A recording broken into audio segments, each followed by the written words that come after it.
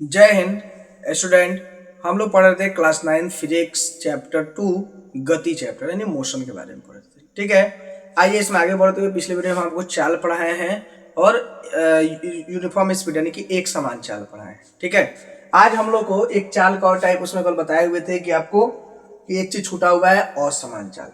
देखिए real life में यही आपको असमान चाल देखने को मिलता है। एक समान चाल एक आइडियल चीजें है, आइडियली हम बात करते हैं एक समान चाल की, बाकी जो हम बात करेंगे असमान चाल की। तो देखिए आखिर असमान चाल होता क्या है, तो पहले डेफिनेशन देखते हैं फिर आपको हम समझाते हैं। जब कोई वस्तु समान समय में असमान दूरी तय करता है तो उसकी चाल को असमान चाल। देखिए समय क्या होना चाहिए, समान समय में, और दूरी क्या, असमान दूरी तय करता है। ठीक है, तो इस वस्तु का जो चाल होगा उसके चाल को असमान चाल कहेंगे। When an object cover unequal distance in equal time interval, equal time interval अगर अनइक्वल डिस्टेंस को कवर करेगा तो then its speed called non uniform speed. तो इसके स्पीड को हम लोग क्या बोलेंगे, नॉन यूनिफॉर्म स्पीड बोलेंगे। अब देखिए कैसे, तो यूनिफॉर्म स्पीड में क्या बोल रहे थे कि पहला सेकेंड में क्या 1 मीटर किया, फिर 1 सेकेंड में 1 मीटर, ठीक है, फिर अगला सेकेंड में 1 मीटर। अगर ऐसे डिस्टेंस तय करता है तो इसको हम लोग क्या बोलेंगे, यूनिफॉर्म स्पीड बोलेंगे, यानी कि एक समान चाल बोलेंगे। अब असमान चाल में क्या बात करेंगे, तो मान लीजिए पहला सेकेंड में जो है क्या है 1 मीटर की स्पीड तय किया, फिर अगला सेकेंड में ये क्या किया, फिर 2 मीटर तय किया, फिर अगला सेकेंड में 5 मीटर का तय कर लिया। अब देखिए अब क्या स्पीड हर हर समय इंटरवल पे सेम है, नहीं है सेम, तो इसी को हम लोग बोलेंगे असमान चाल। अब देखिए इसको आप कैसे समझ सकते हैं, मान लीजिए आप गाड़ी चलाना शुरू किए, ठीक है, अब बाइक चला रहे हैं, तो पहले जब आप बाइक स्टार्ट करते हैं तो शुरू में क्या पहले गियर में चलाइएगा तो ज्यादा 10 15 20 चलाइएगा, फिर थोड़ा सा और आगे बढ़िएगा, फिर इसको 30 40 कीजिएगा, फिर थोड़ा और आगे बढ़िएगा तो उसको 60 कीजिएगा, 70 कीजिएगा, 80 जो भी आपको चलाना चलाइएगा। ठीक है, तो कहने का मतलब क्या है कि हर सेकंड पे आपका क्या है, हर समय अंतराल पे, एक छोटे समय अंतराल पे आपका स्पीड चेंज हो रहा है, यानी कि गति उसमें चेंज हो रहा है।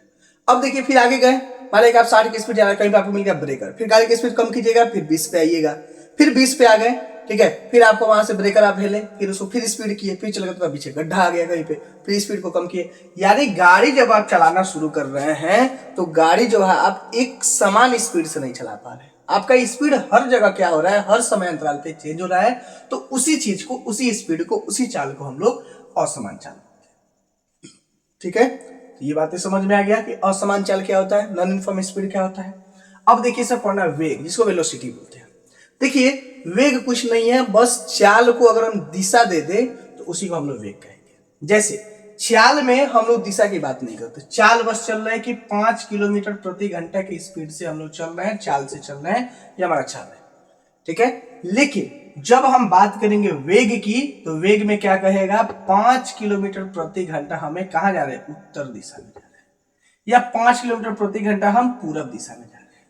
ठीक है, तो यहां पे आपको दिशा की बात हो जाएगी, तो जहां दिशा की बात हो जाएगी उसको हम लोग वेग बोलेंगे, जो बिना दिशा का होगा उसी को हम लोग चाल बोलते हैं। या ऐसा कहिए कि चाल में अगर सिर्फ हम दिशा दर्शा देंगे, दिशा दिखा देंगे तो वह क्या हो जाएगा, वेग हो जाएगा। ठीक है, तो देखिए किसी गतिमान वस्तु का वेग इकाई समय में वस्तु का विस्थापन है। यूनिट टाइम में जो वस्तु विस्थापित होता है, मान लीजिए ये वस्तु यहां है, यहां से विस्थापित होकर यहां पहुंच गया, ठीक है, तो ये विस्थापित होकर जो यहां से लेकर के यहां पहुंचा हुआ है, इसी को हम लोग क्या बोलते हैं, वेग बोलते हैं।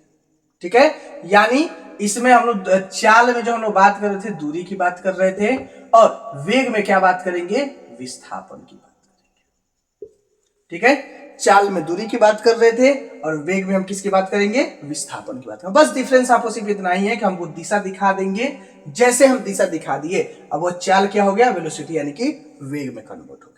समझ में आया। तो देखिए अब इसके लिए तो वेग क्या हो जाएगा, अब इसका फॉर्मूला निकालिएगा, तो वेग बराबर हो जाएगा आपको विस्थापन बटा समय। इसके पहले हम लोग क्या पढ़े हैं कि जो चाल था, चाल दूरी बटा समय था, तो ये क्या हो जाएगा, विस्थापन बटा समय हो जाएगा।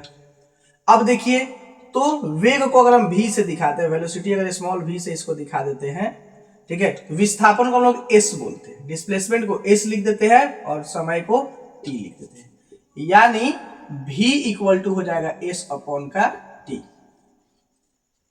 ठीक है, ये हमारा हो गया फॉर्मूला। अगर आप यहां से विस्थापन निकालना चाहते हैं, अगर s निकालना चाहते हैं, ठीक है, तो s बराबर क्या हो जाएगा, v गुने t, v और t क्या हो जाएगा, मल्टीप्लाई हो जाएगा।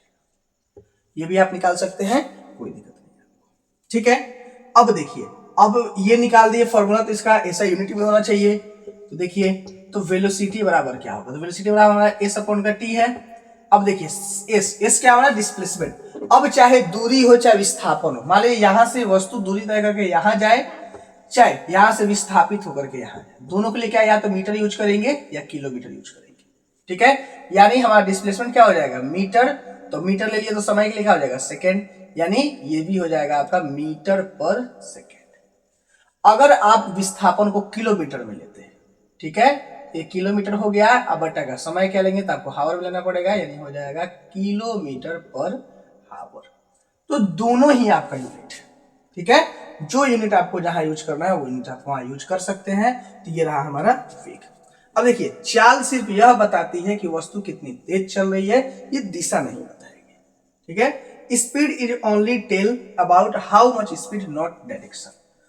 क्योंकि स्पीड जो आपका सिर्फ ये बताएगा कि वस्तु कितना तेजी से जा रही है। ठीक है, किस दिशा में जा रही है ये स्पीड इस बात का नहीं करता है। तो इसी के लिए हमने चाल की जगह पे वेग का यूज किया था। तो जहां कहीं आपको दिशा बताना पड़ेगा वहां पे आपको वेग शब्द यूज करना पड़ेगा, वेग ही लेकर के आना पड़ेगा।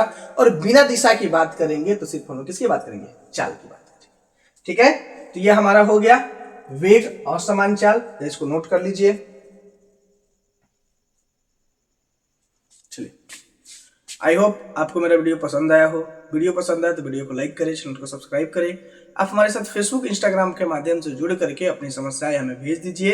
आप जितना जल्दी अपनी समस्याएं भेज देंगे, मैं कोशिश करूंगा जितना जल्दी हो सके आपकी समस्याओं का समाधान कर सकूं। तब तक के लिए जय हिंद।